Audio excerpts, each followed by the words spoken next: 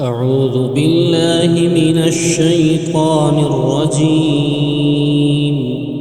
بسم الله الرحمن الرحيم. الحمد لله الذي أنزل على عبده الكتاب ولم يجعل له عوجا قيما لينذر بأسا شديدا من لدنه ويبشر المؤمنين الذين يعملون الصالحات أن لهم أجرا حسنا ماكثين فيه أبدا وينذر الذين قالوا اتخذ الله ولدا ما لهم به من علم ولا لآبائهم كبرت كلمة تخرج من أفواههم إن يقولون إلا كذبا فلعلك باخع نفسك على آثارهم إن لم يؤمنوا بهذا الحديث أسفا إنا جعلنا ما على الأرض زينة لها لنبلوهم أيهم أحسن عملا وإنا لجاعلون ما عليها صعيدا جرزا أم حسبت أن أصحاب الكهف والرقيم كانوا من آياتنا عجبا إذ أوى الفتية إلى الكهف فقالوا ربنا آتنا من لدنك رحمة وهيئ لنا من أمرنا رشدا فضربنا على آذانهم في الكهف سنين عددا ثم بعثناهم لنعلم أي الحزبين أحصى لما لبثوا أمدا نحن نقص عليك نبأهم بالحق إنهم فتية آمنوا بربهم وزدناهم هدى وربطنا على قلوبهم إذ قاموا فقالوا ربنا رب السماوات والأرض لن ندعو من دونه إلها لقد قلنا إذا شططا هؤلاء قومنا اتخذوا من دونه آلهة لولا يأتون عليهم بسلطان بين فمن أظلم ممن افترى على الله كذبا وإذ اعتزلتموهم وما يعبدون إلا الله فأووا إلى الكهف ينشر لكم ربكم من رحمته ويهيئ لكم مرفقا وترى الشمس إذا طلعت تزاور عن كهفهم ذات اليمين وإذا غربت تقرضهم ذات الشمال وهم في فجوة منه ذلك من آيات الله من يهد الله فهو المهتد ومن يضلل فلن تجد له وليا مرشدا وتحسبهم أيقاظا وهم رقود ونقلبهم ذات اليمين وذات الشمال وكلبهم باسط ذراعيه بالوصيد لو اطلعت عليهم لوليت منهم فرارا ولملئت منهم رعبا وكذلك بعثناهم ليتساءلوا بينهم قال قائل منهم كم لبثتم قالوا لبثنا يوما أو بعض يوم قالوا ربكم أعلم بما لبثتم فابعثوا أحدكم ببرقكم هذه إلى المدينة فلينظر أيها أزكى طعاما فليأتكم برزق منه وليتلطف ولا يشعرن بكم أحدا إنهم إن يظهروا عليكم يرجموكم أو يعيدوكم في ملتهم ولن تفلحوا إذا أبدا وكذلك أعثرنا عليهم ليعلموا أن وعد الله حق وأن الساعة لا ريب فيها إذ يتنازعون بينهم أمرهم فقالوا بنوا عليهم بنيانا ربهم أعلم بهم قال الذين غلبوا على أمرهم لنتخذن عليهم مسجدا سيقولون ثلاثة رابعهم كلبهم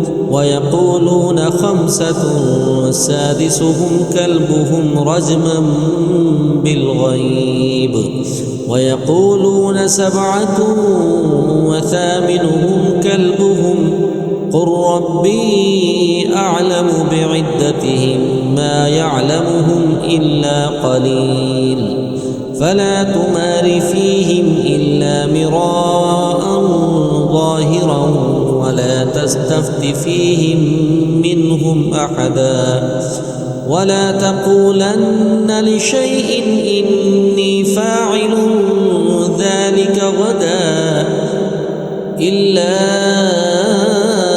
أن يشاء الله واذكر ربك إذا نسيت وقل عسى أن يهديني ربي لأقرب من هذا رشدا ولبثوا في كهفهم 300 سنين وازدادوا 9 قل الله أعلم بما لبثوا له غيب السماوات والأرض أبصر به وأسمع ما لهم من دونه من ولي ولا يشرك في حكمه أحدا واتل ما أوحي إليك من كتاب ربك لا مبدل لكلماته ولن تجد من دونه ملتحدا واصبر نفسك مع الذين يدعون ربهم بالغداة والعشي يريدون وجهه ولا تعد عيناك عنهم تريد زينة الحياة الدنيا ولا تطع من أغفلنا قلبه عن ذكرنا واتبع هواه وكان أمره فرطا وقل الحق من ربكم فمن شاء فليؤمن ومن شاء فليكفر إنا أعتدنا للظالمين نارا حاط بهم سرادقها وإن يستغيثوا يغاثوا بماء كالمهل يشوي الوجوه بئس الشراب وساءت مرتفقا إن الذين آمنوا وعملوا الصالحات إنا لا نضيع أجر من أحسن عملا أولئك لهم جنات عدن تجري من تحتهم الأنهار يحلون فيها من أساور من ذهب ويلبسون ثيابا خضرا من سندس واستبرق متكئين فيها على الأرائك نعم الثواب وحسنت مرتفقا. واضرب لهم مثل الرجلين جعلنا لأحدهما جنتين من أعناب وحففناهما بنخل وجعلنا بينهما زرعا كلتا الجنتين آتت أكلها ولم تظلم منه شيئا وفجرنا خلالهما نهرا وكان له ثمر فقال لصاحبه وهو يحاوره أنا أكثر منك مالا وأعز نفرا. ودخل جنته وهو ظالم لنفسه قال ما أظن أن تبيد هذه أبدا وما أظن الساعة قائمة ولئن رددت إلى ربي لأجدن خيرا منها منقلبا. قال له صاحبه وهو يحاوره أكفرت بالذي خلقك من تراب ثم من نطفة ثم سواك رجلا لكن هو الله ربي ولا أشرك بربي أحدا. ولولا إذ دخلت جنتك قلت ما شاء الله لا قوة إلا بالله إن ترني أنا أقل منك مالا وولدا فعسى ربي أن يؤتيني خيرا من جنتك ويرسل عليها حسبانا من السماء فتصبح صعيدا زلقا أو يصبح ماؤها غورا فلن تستطيع له طلبا. وأحيط بثمره فأصبح يقلب كفيه على ما أنفق فيها وهي خاوية على عروشها ويقول يا ليتني لم أشرك بربي أحدا ولم تكن له فئة ينصرونه من دون الله وما كان منتصرا. هنالك الولاية لله الحق هو خير ثوابا وخير عقبا. واضرب لهم مثل الحياة الدنيا كماء أنزلناه من السماء فاختلط به نبات الأرض فأصبح هشيما تذروه الرياح وكان الله على كل شيء مقتدرا. المال والبنون زينة الحياة الدنيا والباقيات الصالحات خير عند ربك ثوابا وخير أملا. ويوم نسير الجبال وترى الأرض بارزة وحشرناهم فلم نغادر منهم أحدا وعرضوا على ربك صفا لقد جئتمونا كما خلقناكم أول مرة بل زعمتم أن لن نجعل لكم موعدا. فوضع الكتاب فترى المجرمين مشفقين مما فيه ويقولون يا ويلتنا ما لهذا الكتاب لا يغادر صغيرة ولا كبيرة إلا أحصاها ووجدوا ما عملوا حاضرا ولا يظلم ربك أحدا. وإذ قلنا للملائكة اسجدوا لآدم فسجدوا إلا إبليس كان من الجن ففسق عن أمر ربه أفتتخذونه وذريته أولياء من دوني وهم لكم عدو بئس للظالمين بدلا. ما أشهدتهم خلق السماوات والأرض ولا خلق أنفسهم وما كنت متخذ المضلين عضدا.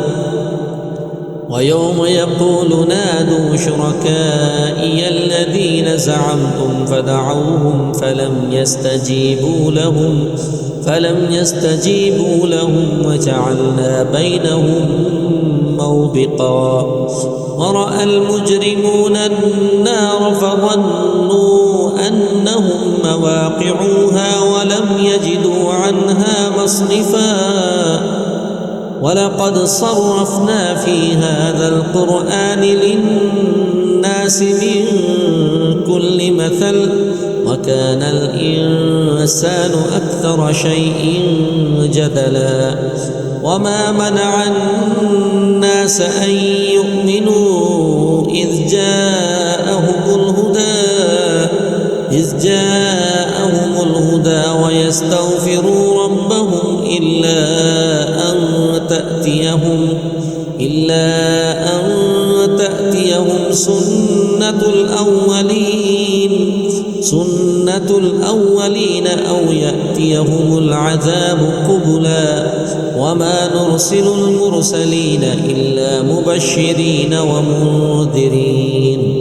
ويجادل الذين كفروا بالباطل ليدحضوا به الحق واتخذوا آياتي وما أنذروا هزوا. ومن أظلم ممن ذكر بآيات ربه فأعرض عنها ونسي ما قدمت يداه إنا جعلنا على قلوبهم أكنة أن يفقهوا وفي آذانهم وقرا وإن تدعهم إلى الهدى فلن يهتدوا إذا أبدا. وربك الغفور ذو الرحمة لو يؤاخذهم بما كسبوا لعجل لهم العذاب بل لهم موعد لن يجدوا من دونه موئلا. وتلك القرى أهلكناهم لما ظلموا وجعلنا لمهلكهم موعدا. وإذ قال موسى لفتاه لا أبرح حتى أبلغ مجمع البحرين أو أمضي حقبا. فلما بلغا مجمع بينهما نسيا حوتهما فاتخذ سبيله في البحر سربا. فلما جاوزا قال لفتاه آتنا غداءنا لقد لقينا من سفرنا هذا نصبا. قال أرأيت إذ أوينا إلى الصخرة فإني نسيت الحوت وما أنسانيه إلا الشيطان أن أذكره واتخذ سبيله في البحر عجبا. قال ذلك ما كنا نبغي فارتد على آثارهما قصصا فوجدا عبدا من عبادنا آتيناه رحمة من عندنا وعلمناه من لدنا علما. قال له موسى هل أتبعك على أن تعلمني مما علمت رشدا. قال إنك لن تستطيع معي صبرا وكيف تصبر على ما لم تحط به خبرا.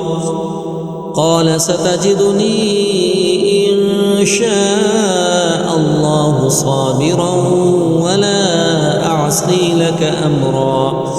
قال فإن اتبعتني فلا تسألني عن شيء حتى أحدث لك منه ذكرا. فانطلقا حتى إذا ركبا في السفينة خرقها قال أخرقتها لتغرق أهلها لقد جئت شيئا إمرا. قال ألم أقل إنك لن تستطيع معي صبرا.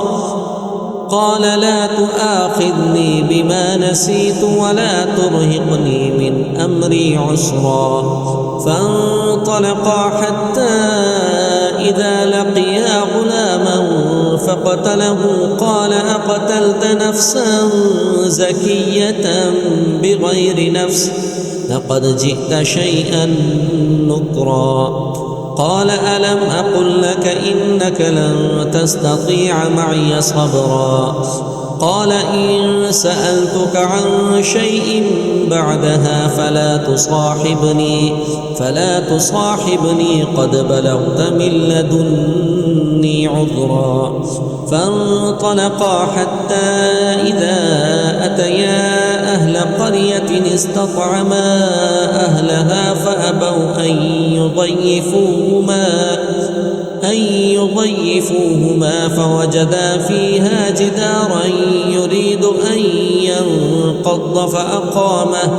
قال لو شئت لاتخذت عليه أجرا. قال هذا فراق بيني وبينك سأنبئك بتأويل ما لم تستطع عليه صبرا. أما السفينة فكانت لمساكين يعملون في البحر فأردت أن أعيبها وكان وراءهم ملك يأخذ كل سفينة غصبا. وأما الغلام فكان أبواه مؤمنين فخشينا أن يرهقهما طغيانا وكفرا فأردنا أن يبدلهما ربهما خيرا منه زكاة وأقرب رحما. وأما الجدار فكان لغلامين يتيمين في المدينة وكان تحته كنز لهما وكان أبوهما صالحا فأراد ربك أن يبلغا أشدهما ويستخرجا كنزهما رحمة من ربك وما فعلته عن أمري ذلك تأويل ما لم تسطع عليه صبرا. ويسألونك عن ذي القرنين قل سأتلو عليكم منه ذكرا.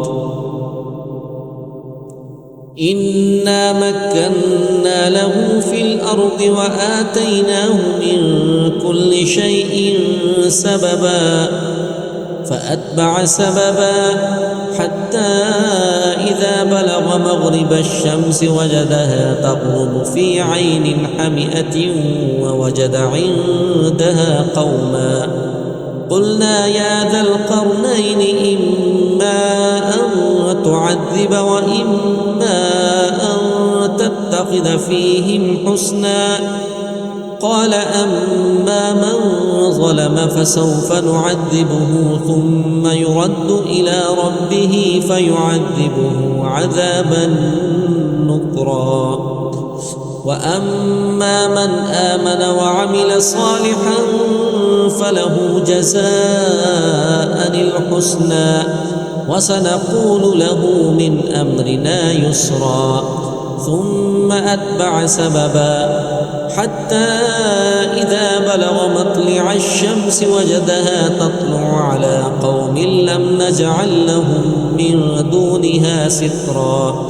كذلك وقد أحطنا بما لديه كبرا.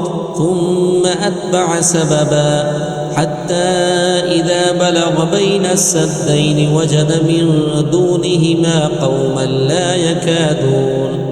قوما لا يكادون يفقهون قولا.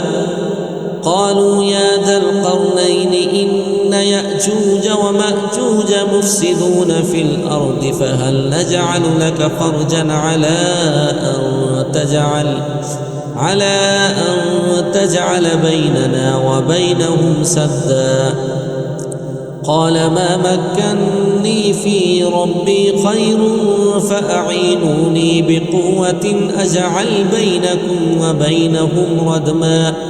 آتوني زبر الحديد حتى إذا ساوى بين الصدفين قال انفخوا حتى إذا جعله نارا قال آتوني أفرغ عليه قطرا.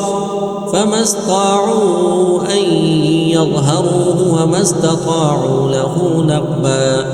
قال هذا رحمة من ربي فإذا جاء وعد ربي جعله دكا وكان وعد ربي حقا. وتركنا بعضهم يومئذ يموج في بعض ونفخ في الصور فجمعناهم جمعا. وعرضنا جهنم يومئذ للكافرين عرضا. الذين كانت أعينهم في غطاء عن ذكري وكانوا لا يستطيعون سمعا. أفحسب الذين كفروا أن يتخذوا عبادي من دوني أولياء إنا أعتدنا جهنم للكافرين نزلا. قل هل ننبئكم بالأخسرين أعمالا الذين ضل سعيهم في الحياة الدنيا وهم يحسبون أنهم يحسنون صنعا. أولئك الذين كفروا بآيات ربهم ولقائه فحبطت أعمالهم فلا نقيم لهم يوم القيامة وزنا. ذلك جزاؤهم جهنم بما كفروا واتخذوا آياتي ورسلي هزوا. إن الذين آمنوا وعملوا الصالحات كانت لهم جنات الفردوس نزلا خالدين فيها لا يبغون عنها حولا. قل لو كان البحر مدادا لكلمات ربي لنفد البحر قبل أن تنفد كلمات ربي ولو جئنا بمثله مددا.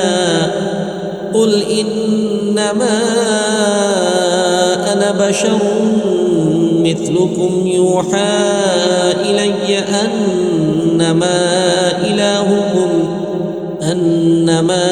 إلهكم إله واحد. فمن كان يرجو لقاء ربه فليعمل عملا